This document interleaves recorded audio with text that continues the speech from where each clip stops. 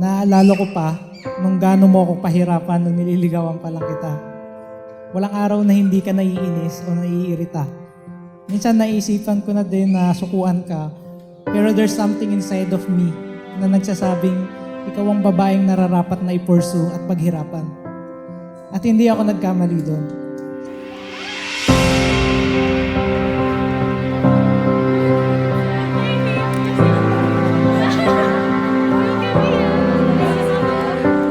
Dear Mahal, first of all, I want to thank you for everything. These past weeks and days has been very tough for both of us. Ang daming struggles. Plus, nandyan yung nagkasakit si Mama at na-hospital siya. All I thought, lalakad ako ngayon papunta sa altar without my Mama. I asked the Lord, ba't naman po sa dinami-dami ng mga araw, bakit ngayon pa? Indeed, sometimes life isn't all rainbows and sunshine, and God has a purpose for everything.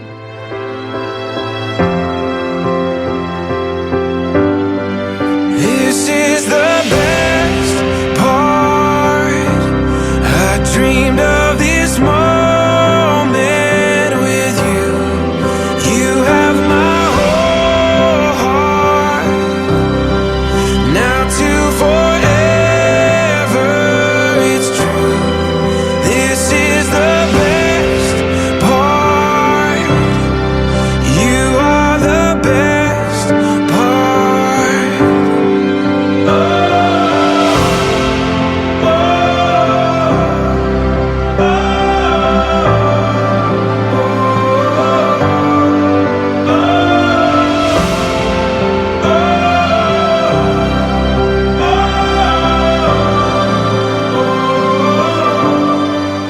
All through this year, sinasabi ko sa sarili ko, tinadhana ako ni Lord na maging nurse, pero hindi ko pa din alam ang rason. Pero ngayon, naiintindihan ko na. Tinadhana niya ako na mahalin ka.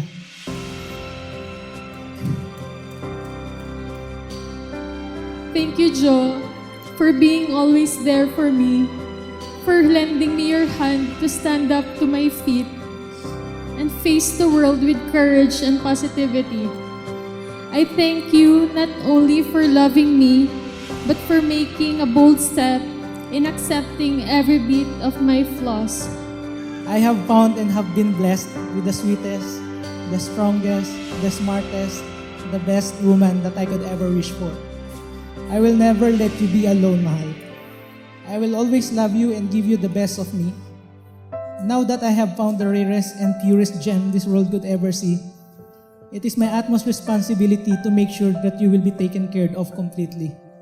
Charmaine, I am more than elated and ecstatic that finally, you will be my Mrs. Santos, and I will make sure that you will never regret being one. Under my skin, how deep I don't even know. Tried everything, but I don't anymore. Realizing, shouldn't have let you go. Shouldn't have let you go. Hardest part is knowing that I had it. Dear Queen, from the day that you held my hand, I promised to myself that I want to give you everything that I could. Take this as a notice that I am here to spoil you.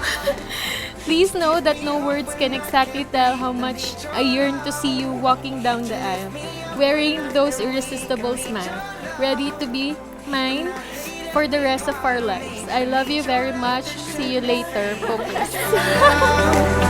I need your love. I need your love.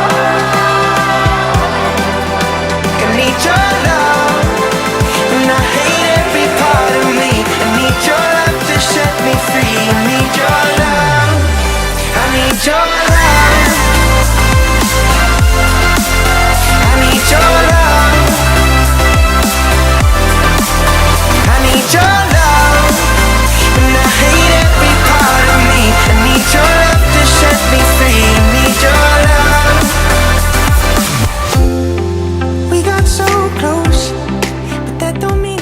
mahal. This gift is as handsome and classic as you are. Every moment we've spent together has been awesome. But I promise you that the best is yet to come. And so, I am bestowing my time for you, and I promise to love you till the end of time. See you later. I love you, your queen. Almost perfect, we were almost perfect. Maybe it's too late for me to save this, but I gotta face this no matter how I hate it.